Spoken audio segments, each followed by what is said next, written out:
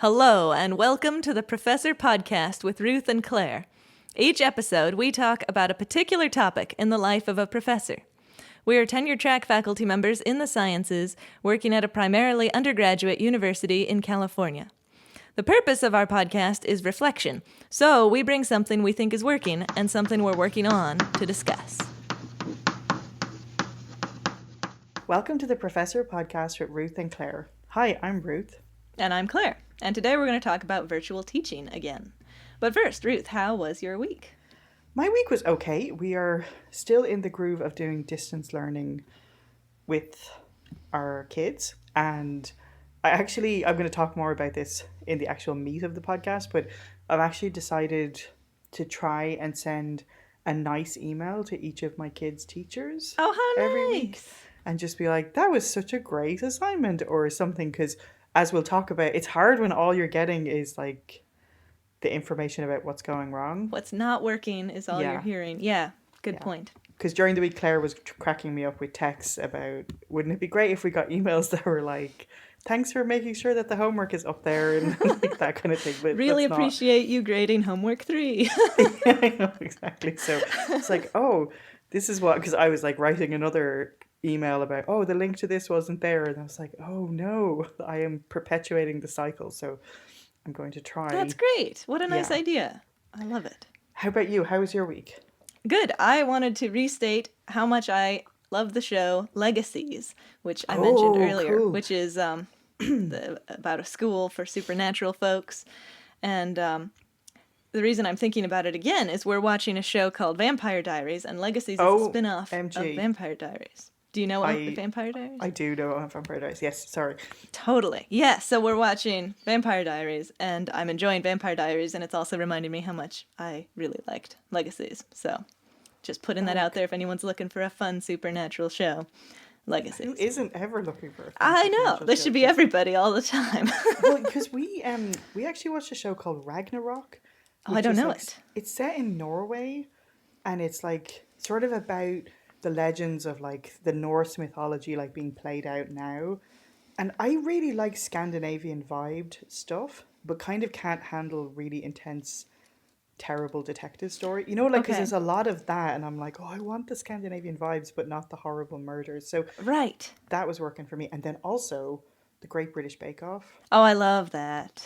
I actually started watching it with my kids. Uh-huh. And although they get very stressed when they're like, there's only 1 minute to go. And they're like, she hasn't even put the toppings on yet. Totally. So that's quite intense. But I was like, I didn't know there was a cure for all of the stress we have at the moment, but it turns out. It's the Great British Baking Show. Yes. Yeah. Yes.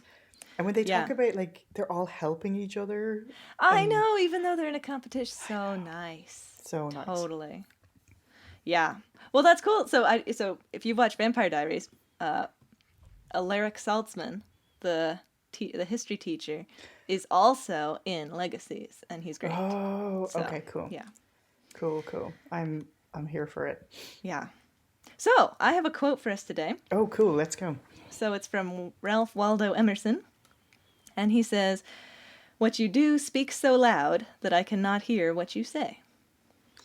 Oh. And I was thinking in the context of teaching, of course, and maybe in particular virtual teaching, how to communicate. And communicating by doing is a very important part of communicating. So much. And it's so hard to do at the moment, but yes. Yeah. I told Claire before this, I'm going to do my very best to be positive, but it's going to be a struggle. But I'm doing my best. I know. So do you think we should say like what the format of our virtual classes are? I think that's super helpful, context? Yeah. Okay, perfect. So go ahead. What's your format? Well, and even between the two of us, it's quite different, right? It is, yeah. Yeah. And so mine is fully virtual, so we're not doing any portion face-to-face. Okay. And it is... So it's kind of weird because I had circumstances outside of my control, so external factors about when I could meet with the students. Like a whole bunch of them were taking this math class that's at the same time as my lectures. Anyway, through all of this, I only meet them once a week for 2 hours for like a tutorial activity section. Okay. And I have there's 2 separate groups in that. And the rest of it I'm doing with recorded lectures and a lab that they do in a group in their own time. And so that's how mine is going. So it's a combination of synchronous through the activity and then asynchronous where they watch the video materials. And when they're meeting do they get together, virtually at the same time with each other for the lab? You're just not there? Or how does that work? Yeah, so again, more external stupid factors that half of my lab got cancelled and then reinstated in half of it. Anyway, so a lot of them aren't free during the official lab time. Okay. So a good bunch of them, I think, actually do meet during that time. And originally I had them send me a screenshot of their meeting, so I knew they were meeting, and that's all gone a bit sideways now. But anyway, they were meeting, a lot of them, during that lab time. I see. And working through stuff, yeah. Okay, cool. And this is an intro physics class, right? This is, it's the first of it's called calculus-based physics, but we're not doing a lot of calculus, but it's the first of that section where it's all velocity and acceleration and that stuff. Cool. Okay. Awesome. So what about you? Because yours is quite different. Yeah, mine's quite different. So I'm teaching an upper division chemistry class, analytical chemistry class, and the lecture is fully virtual, but we're meeting synchronously for that. Mm-hmm. So Monday, Wednesday, Friday, we meet for 50 minutes. Everybody's supposed to be on Zoom at the same time. And sometimes in lecture, it's mostly me giving content on a virtual whiteboard, always with them asking questions and me posing questions to them and them chiming in and stuff. And then I also integrate the breakout rooms where they go off and work in groups, and I pop around the breakout rooms, and then we come back to the whole group and talk about things. So that's what we're doing for lecture. And then for lab, they're each supposed to have 6 hours of lab a week, so that's quite a bit of lab for this class, and 2 groups of them. So some of them, we're doing a face-to-face lab, and most of them are coming in for face-to-face, but a good portion, more than a third of them, are elected to do the lab portion fully virtually. So I have a group of students who are doing the lab fully virtually and a group who are coming in face-to-face. And the face-to-face ones, because we needed to spread them out in the lab, they're just coming in once a week physically, and once a week they're doing a virtual version. So I'm there for every lab period, but I just have a small number of students for each lab period, and everyone else is doing something virtual while I'm not there. So I record my pre-lab lectures and just post them, and they watch them before lab if they're coming to lab virtually. If they're coming to lab face-to-face, or they watch them as part of their virtual lab experience if they're doing it virtually. Which really, the schedule has kind of gotten crazy because some people come in on Tuesdays and some people come in on Thursdays, and then the ones who are coming in on Tuesdays are doing a virtual thing on Thursdays, and then it kind of got a little crazy with the lab schedule. But aside from that... Is it actually twice the amount of work? Because it sounds like twice the amount of work for you. I do spend time making some kind of substitute for the in-lab assignment. You normally would come to lab and you'd make all these solutions. So instead, let me give you some calculations for how you would make those solutions and think about which measurements are critical to getting good numbers and which ones aren't, which hopefully you'd think about if you were in the lab. So instead I make some kind of virtual substitute for the in-lab experience. And then I also I make some data for them that they can use to write their lab report. So there is definitely added work with that side of things, for sure. Yeah. Yeah. But yeah, that's what I came up with. And one of the things that I kind of want to get to in this discussion is it kind of felt to me like I started with logical steps, like we're going to have some people doing the lab face-to-face and some doing it virtually. We can only have so many people in the room at the time, and I kind of just went step by step and felt like this was the only conclusion. And then I talked to my colleague, who has a similar initial set of criteria, and she came up with something totally different. And so... Oh, interesting. I guess one of the things I want to mention is asking what other people are doing and whatnot is very helpful, because we're all coming up with new things, and there's so many new ideas out there. Dude, this is something... it feels so different. So, obviously we started teaching here 5 years ago or whatever. So we went through the period of I don't know how any of this works and what's happening and where are we. But at that time, everyone else was fine. So it's so different when everybody is doing it new at the same. That's a good point. Really hard to not have the kind of, oh, well, I mean, you could do what you like, but here's what everyone so and so did for the last 10 years. And you can kind of like lean into that structure. It's just like someone just threw everything up in the air and everything is like landing so differently. So it's Yeah, super yeah, interesting that you said like when you have that criteria and you came to what you think is the only right, logical conclusion, and then someone else had the exactly, that's so right. interesting. Yeah, because my colleague's solution was we'll have the people doing the lab virtually get on Zoom and be in the lab virtually and watch somebody else do the experiment and use their data. Oh, So that's like a million times less tasks from the instructor's side. I mean, you have to set up the Zoom thing and organize all that, but you don't need to create new experiments or new, virtual experiments. You don't need to make new data. So that was that just never would have occurred to me. So it's yeah, really no, me. cool to think about how to do this. And you could argue which one is better pedagogically. Well, there's definitely arguments to be made both ways. So Totally. And yeah. do your kids work together? Like in the past, would they have been in a lab group or? No, that's one of the big steps of this class is you're working. I mean, you talk to everybody and it's totally free to talk to people, but you've got your own data and your own solutions, and so the final answers, however accurate they are, is entirely based on what you did in the laboratory. Yeah. Interesting. Okay. Yeah. All right. So, do you want to start with telling us what is working well for you? Yes. So I mentioned the lab schedule's kind of gotten a little crazy. So one of the things that's working for me is putting every assignment on Canvas with due dates.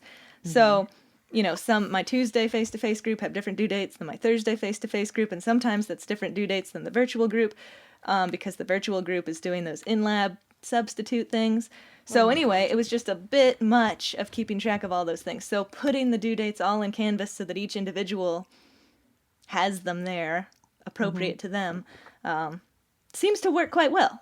And then I So, also... do you go through, like, do you have, like, here's this group, assign them this? Or do you have each person you do a separate one for? So I don't dear. believe we have the ability to make groups at our university. Canvas allows that, but I'm definitely going to make it work for next semester. But right now I'm typing them in. But luckily, I just pick, Canvas allows you to say, assign it for this deadline for these 11 people, and then this deadline for Okay. everyone else. And so I often do that everyone else thing. So I just type 11 names. But yeah, Yeah. that definitely was a task because I had to do that for every assignment. And then if, something happens, like we have a lot of smoke and then classes get canceled and the deadlines all shift, I have to shift it again. But it really is helpful, I think, to have them in there in terms of people remembering. So I'm glad I I did just it. want to also point out that you are like, you're just like this amazing, I don't know, you're so zen because you're like, oh, well, this is another opportunity for me to be flexible. Of like, oh, boy, like when another class got cancelled because of the smoke, and you're like, how are like, like, wow, you're like, what a great opportunity to, like, wow, that is, I have much to learn from you Oh in terms man, of, well, yeah. when I first heard about the possibility of classes canceling, I was like, "Oh no!" But then I feel like I've adjusted to it now, so it's okay. Well, there's so many variables at the moment because also like all like our kids are all over the place. Right. So some of them are in areas that are impacted by fire. It's very It's the strange. semester of being flexible for everybody, That is, and yeah. it's all about just learn as much chemistry in my case as we all can given the circumstances that we're in. Yeah. That's the attitude I'm taking, at least. Okay, so putting everything on Canvas with due dates, and then also being flexible on the due dates. And so what I'm doing with that is I've been very explicit. It's in my syllabus, and I remind them that they email me if they need more time on any assignment. The exception is exams, but every other assignment, no problem. I will give them more time. Not an issue. They don't need to give me a reason. Just shoot me an email. And my goal with that is I want to be flexible. I do not recommend they fall behind, and I'm very explicit about that too. The class moves quickly, it builds on itself. It's not to your advantage to fall behind, but if something comes up, then that's not a problem. Yeah. So that's the balance I've found, and it seems to be working to me. So that's what I'm doing. Okay. Yeah. I have some like so I kind of started out with that attitude. Okay.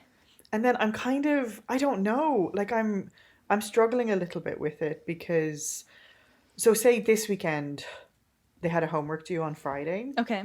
And they have a midterm on Wednesday. And I wanted to get those homework solutions up for them so that they can Ah, move on, and like the ones, can kind of get ready for. So it's just, I it's see. tricky, and I do feel like one thing that is driving me absolutely nuts is people not having any communication and then sneaking something in late, and you're like, it says late on it. Like I can see that it's not, you're not like sliding it under my door. Interesting. And so, I make Canvas close it so they cannot submit it oh yeah, after the maybe day that's what it's I need to due. So do. then they have to email you if they Yeah, want to so I think submit that's it. what I need to do, is just kind of force the hand. But that's interesting. Oh, Yeah, needing to post the homework answer. I don't have any assignments where I want to post the answer key except for the yeah, exams. So that makes it a little bit easier about the flexibility. yeah. That's a really good point. And then there's some people, like you said, it's just really hard to be like, okay, I'm giving you an extension, but this is eating into next week's thing, Right. and that's gonna. So Like you should be it's using this time for next week's. Yeah. well, like I wish there was a way of conveying this should be broken, like glass should be broken in case of emergency, and it should be a one-off. But if you're just going to be pushing every single thing back, Because the exams and the end of the class aren't moving, so you don't want to just be behind. right, Yeah. right, and so yeah, it's tricky, but It's tricky. All right, so what's working for you? okay, what's working for me is my intense anxiety and uptightness is Okay. actually working out because I'm keeping on top of organization, so Nice. that's good. The moment to shine for the I anxiety. know. Well, like for me, and this was really true when the kids were small, that they just would get sick all the time because, Okay. daycare and like I swear, hand, foot, and mouth is this illness. Anyway, it just haunted us for the first like 3 years of their life, where like if they got it, because then they couldn't come back to the daycare. Anyway, so I always was like really uptight about things like having my exam photocopied a week before, in Okay. case I'm not going to be able to come in someday and someone, things can keep going. So Oh, great. I feel like some of that has come back for me a little bit, where I'm like, okay, if something, whatever happens, I need to have at least a week ahead. Wow, all you're a up week and ahead ready. right now? That is Right, awesome. and so that's my thing at the moment. And I'm like, but I'm kind of addicted to it. So like when we were preparing our file, I was like almost not going to be a week ahead. And I was like, this is intolerable. Like I need to be a week ahead to kind of feel okay. So that I also I find it quite satisfying building the course Okay, in a in way. Canvas. Yeah, like there's something quite pleasing about being like seeing it kind of all mapped out. And I think so. I just found out a few weeks ago that in our schedule, I'm actually teaching this course next semester, Ooh. which there was like a fluttering in my chest where I was like, is this happiness? Like, I don't know. It's been a while since I felt that. I was like, this is because I was scheduled to teach a course that I've never taught before. Oh, And so I was kind of like, oh man, I need to start prepping like the now. minute the final is done. Yeah. And so kind of now I'm like, oh, I'm building all this stuff and it's going to like hopefully pay off next Wow. semester too. So that is really, I'm really, That's really awesome. appreciating that. Yeah. So that is happiness. And I think, and I'm finding like the wins are kind of few and far between, but when they happen, it feels really good when something goes well or Yes. somebody gives you any positive feedback and you're like, oh, okay, maybe this is not the worst. So there's that. And then I do think I kind of, at the moment, it still all feels a bit like triage and kind of reactionary. Yeah. But I do think after all this, like I will have reevaluated some things Totally. too, and like kind Totally. of figured some stuff out about what do I really need to do. And I think so me and Claire taught a course together a couple of years ago, and I just could not figure out, like we'd make assignments in advance and it would open at this time, and it was like that three-dimensional thinking that I couldn't make it work. So I finally figured out how to map it all out on paper. Ooh. Because I have a thing where like I've recorded the lecture, but they can watch it until the Sunday night. So then I can't do an activity on that until the following week. Mm-hmm. So like trying to keep track of like, okay, here's what you uploaded, but here's what they've consumed, and here's when Right. you can do the homework. And so I finally mapped it out on paper where I was like, and actually I've only done up until the first midterm, so I need to do the next batch too. But just kind of getting a bit more of an overview of that, because That sounds awesome. It's like, confusing. It's very confusing. I mean, maybe not for some other people, but for me, it's confusing. It's like, yeah. Yeah, totally. Yeah. I have a little So- Excel sheet that says like this homework on this day, but then no, I know what you mean. Well, I just really miss that kind of flexibility where you could be like, oh, I want them to do a tutorial on vectors today, so I'll just lecture on it right now. Like, we'll do it now. And But now it had that- to be in the thing that they watched last Sunday, so you had to have posted it before however, last yeah, Sunday. exactly. Mm-hmm. So that is definitely, that's a tough one for sure. Yeah. Yeah. And so, okay, my working on list is substantially longer. So do you want to Okay, sure. What are you working First of all, you're inspiring me. You're a week ahead. I'm like Oh. 1/2 a day ahead, so I a week, that's a great idea. I should get a week But ahead. you do seem like someone though, like I just can't, I think we talked about this in the tenure episode. Like if you said, oh, this lecture is due in like 15 minutes, I just wouldn't be able to function. Like I can't, you know what I mean? So I kind of know that about myself that, but you seem like you can pull stuff together no problem. Well, I can, but it might be less stressful if Yeah, it's a little true, earlier. true. Yeah. Okay, so I'm still working on connection and interaction Oh, dude. while virtual. And Yes. so here's some things I'm doing. In my lab group, we meet once a week. By the way, this is the least I've met with my lab group ever. I only meet with them once a week. But it's been good for my time. So anyway, lab group. I'm having different students present in the groups and the others ask questions. And so I'm hoping that that does create a little more interaction than it's just, one student to me and one student to me. They're a little more interactive. So that's good. Not great, but I think that's a positive. In class, I'm working on connection and interaction. I have the Zoom breakouts, and then I, of course, also have people calling out answers and asking questions and stuff like that. But the Zoom breakouts, they can interact with each other a little bit more. And in general, I'm working hard to have a pleasant, positive, and friendly attitude when I correspond with them. So in emails, or in my lab lecture recordings, or when I'm interacting with them synchronously in lecture. So I'm doing all those things, but it doesn't feel like as enough. Yeah. And I hope and think that they probably feel more connection with me than I do with them because they're hearing me talk a lot more than I'm hearing them talk.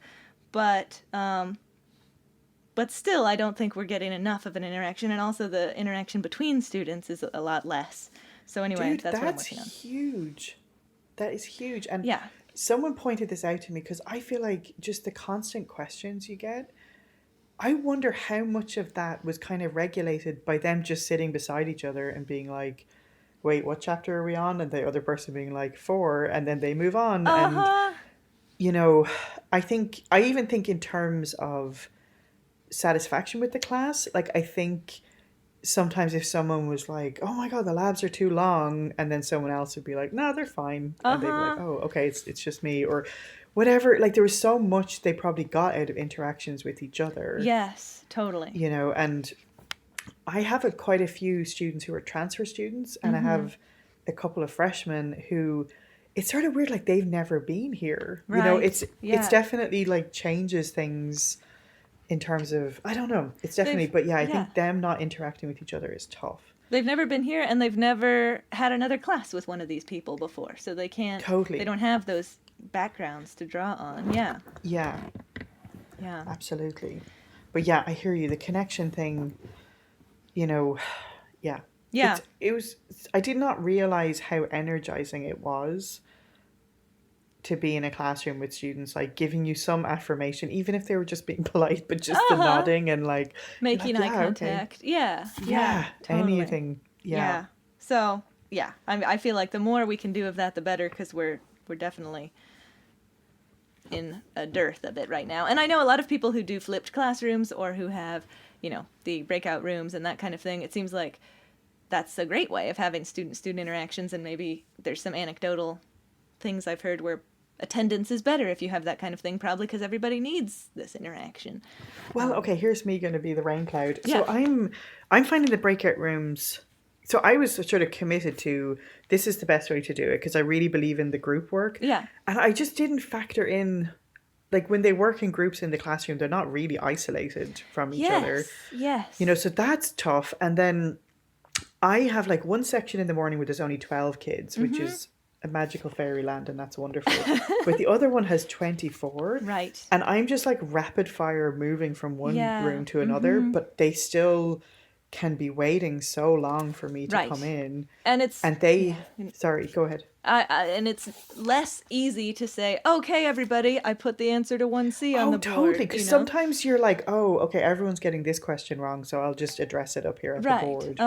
And totally. So I'm really struggling with, just wondering, like, so I actually have moved some groups around. Okay. I'm too chicken to do the random rooms. I just did the random for the first time on Friday. Oh, you did? See, okay, I have a lot of thoughts about this, and I think some of it is, I wonder, is there a big difference between upper division and intro? Probably, yeah. Because part of the reason I reshuffled some people is there was some people in rooms with other people who've obviously had physics before. Okay. And they were just completely mute because they were like, I don't know the stuff I'm supposed to know, but it's not true, you know, so... Right. I actually bundled some of those people together, and then I have some sort of, I don't even know how to, like, political issues that I'm trying to, like, deal with, and so I too chicken to do the random in case. Yeah. Anyway. Totally. So I feel like, because one student, I didn't take it very well when they said this, but they were like, yeah, like no one feels very connected to you. And I'm sort of like, but I'm there the whole time. But to them, they only get me for like 2 minutes at a time. Right. As I come into the breakout room. So yeah, that's tricky. So I'm kind of a little bit struggling with that. And I think I am struggling with like communication stuff where everybody has to be doing their part for any of this to work. And so, like, I had a rather fraught email exchange with a student where they were like, you're not giving us enough information about how to do stuff. And I was like, whoa, you know, what do you mean? And it just, they weren't watching any of the lecture videos. And so I don't know, like, I don't want to be negative, but at some point, are you like,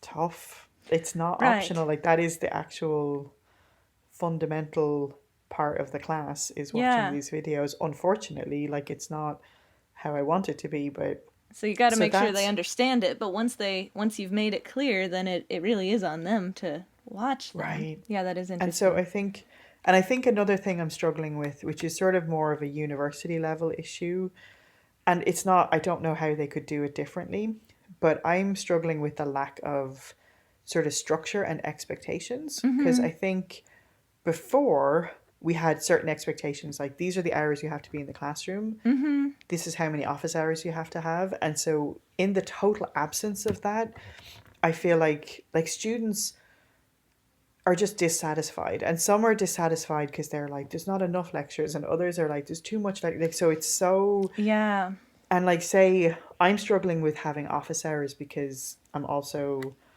like doing a lot of work in the evening and mostly like taking care of the kids' school stuff during the day. So even I just would love if there was some way of saying, oh, the university says we need to have this much blah, blah, blah. And then you can kind of lean on that a little bit, you know, so I see. I'm finding it, I'm finding it hard with the complete randomness and everybody. And obviously I think this is just the way it has to be. Everyone has to do what's working for them. Yeah. But it's just, there's a lack of clear expectation to the students. Like this person who was frustrated, who wasn't watching the labs, eventually she was talking to the chair in a different context and was sort of saying, the labs are too long, and then was really shocked when he said, if you were in person, they would be 3 hours long. Oh, interesting. And she was like, whoa. And so I feel like I would love if there was a way of the university kind of conveying to students, this is how many hours a week your courses should be taking. You know what I mean? Whereas that was all just built into the structure of you meet for 5 days a week and, you know, whatever. I wish there was a little more. Do you know what I mean? Yeah, because I have seen guidelines around. I mean, obviously, if you're face to face, then you know how many hours you're supposed to be there face to face, and then of course you put in time beyond that, and you know there's guidelines around that are posted on our campus at least, and I forget exactly. It's like 3 hours per unit outside of class is what you should do. So, yeah, that's interesting. I do, because I have this complicated lab schedule, I'm often reminding my students, I've said many times, you're in lab twice a week, even though at least one of those is virtual, so you have that many assignments for lab. But yeah, that is interesting. So in this case, the student did not know that the lab was actually supposed to take 3 hours, and that, that's just the in-class time that it should be taking. Right, and so I wonder, some frustrations I'm dealing with, I think, are about this kind of idea that maybe not sort of understanding, like if we were in person, we'd be meeting 7 hours a week. Right. Between lab and activity, and then you'd be doing like 5 hours a week in your own time. Right. So I think, because some people are like, oh, I have to watch these videos and then I have to do this and that. And so I wonder if there is a way of having some expectations management, because it feels like that's what the issue is like they're not having the expectation that we're going to do this much stuff. So yeah, so those things, and I wonder next semester how I can manage that more from the beginning with like laying it all out clearly. Yeah, I wonder if there's some way you could remind them now, just of how, I don't know if you've said recently that it is 7 hours a week of class time plus, normal outside assignment time. I think after the midterm is always a good kind of reset moment. It is. So I think I will have a chat about that for sure. Yeah. And then it's tricky. It's just so tricky because like I want people to still engage. Yeah. And it's hard because I feel like there's a lot of people. I haven't had much total drop off, but there's just a lot of people who seem to be kind of suffering in silence, and then there's a very vocal minority who are. Yeah. And that is definitely a really tricky thing about teaching virtually, is not being able to hear the murmurs in the classroom and know what the general discord is. Because if it's just a couple vocal people who are misunderstanding something, that's one thing. Whereas if it's the whole class feeling put upon, then that's a different problem that needs different solutions. Yeah. Yeah. And that's interesting. Ralph added this great point. You're teaching a first semester physics class and you have some freshmen, and in high school everything is in class. And do they know that that's not how it is in college? What's interesting too is I have not taught this class in this semester since I got here. And it's different because there's some people who are brand new. Yeah. And even if they were freshmen, a freshman in the spring is very different than a freshman in the fall. Yeah. So I think there totally is that. And I think I need to be maybe more deliberate about laying that out for people. So yeah, but so sorry, I'm a big rain cloud, and there's things that are kind of great in some ways, and I've had some really good interactions with students, but it's really difficult to replicate. Yeah, for sure. I had two thoughts about the things you were working on. One is you were saying about the lectures and people not watching them. And I know some people make a quiz that you must complete after watching the lecture. Have you thought about doing that? Or so I actually have the quiz. Oh, you do? And so it's tricky because I was trying to write the quiz in such a way that it's not just stuff you can read in the book. So it's not like, what are the units of force? But it's like, what did I say was important about this? I see. And it's very open to interpretation, apparently, in a way that I hadn't sort of realized. So I think I had been very generous with giving people points. So I think I'm working on that. And that's like, as I evolve with, and I've told them again, like, you're not supposed to be guessing the answers. Like, right. There was a problem lately where a dog runs off a dock into the water, and there's a question about when the dog hits the water. And it was just reporting what I said. It's not supposed to be a guess. I see. I think all of this stuff I'm going to like refresh and tighten up after the midterm for sure. And these are all things that we're learning that we didn't know were miscommunications, but now we do. Yeah.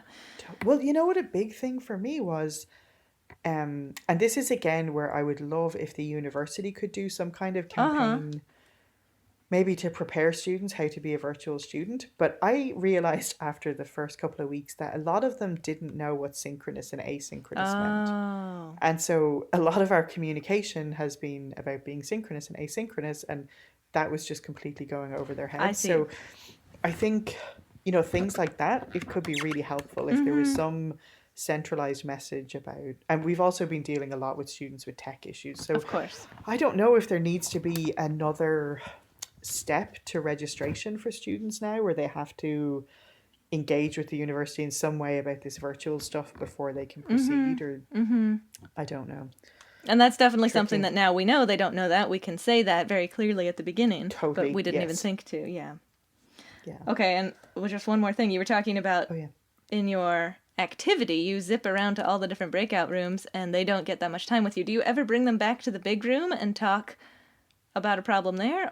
And do you think that would help? Or how does that work? I know, and I think so I bring them back at the end, but yeah, I should maybe somehow it's sort of so weird. So like 2 weeks ago I did just voting questions in the large room, and it was kind of amazing because I did it in the morning and the afternoon, and just waiting for the votes to come in for 24 people was so different than with the 12 people. Interesting. Like we zipped, so even like getting them to all come back Uh-huh. for the 24 is like more of a, Yeah. it's weird. It's yeah. weird. And for it sure. definitely takes time to get in and out of the breakout rooms. I know in a previous episode I was like, it doesn't take that much time, but it takes a long time to get them in and out of the breakout rooms. But Well, 'cause you I know the do way like it's like- getting the big room because then we're all Yeah. on the same page and, but yeah, go ahead. Totally. Yeah, no, I think, and I feel quite like, I wonder next year if I have a little bit more flexibility over when we meet. I think I would love to do something. I like having some aspects of it recorded, but I would love to have a little bit more Q&A with Totally. everybody together, Totally. because I think that's super important. Yeah, yeah. And then you kind of, feeling- as a student, you get an idea what other people are confused about and you realize that you're not totally lost or whatever, Totally. So totally. it's good. Yeah. Well, it'll be good once we get this between now and June, right? We'll become experts. Well, yeah, We'll yeah. be able to do How many... here's our expertise guide to online teaching. Totally. And and we know that a lot of our listeners are learning a lot more about virtual teaching at the same time we are. So we'd love to hear any thoughts you guys yes, have, please. especially if they're tips, but also if they're questions. We would love to hear them. Or just commiseration. Commiseration. We love that too. Yeah. I'll take it. Cool. Well, thanks so Awesome. much, Thank Ruth. you, Claire. Thanks so much for joining us on the Professor Podcast with Ruth and Claire. We're delighted to have you as a listener, and we would love to hear from you. And if you want to email us, our address is contactprofessorpodcast@gmail.com. We'd love to hear any of your suggestions for future shows or professor quotes that you might want to share with us, or even just things that have come up for you when you were listening to previous episodes. And if you've been enjoying the podcast, we would love if you would spread the word. So the best way to spread word is by telling people if you think they should listen to it, or you can leave us a review wherever you listen to your podcasts. Thanks so much for joining us, and we'll see you next time.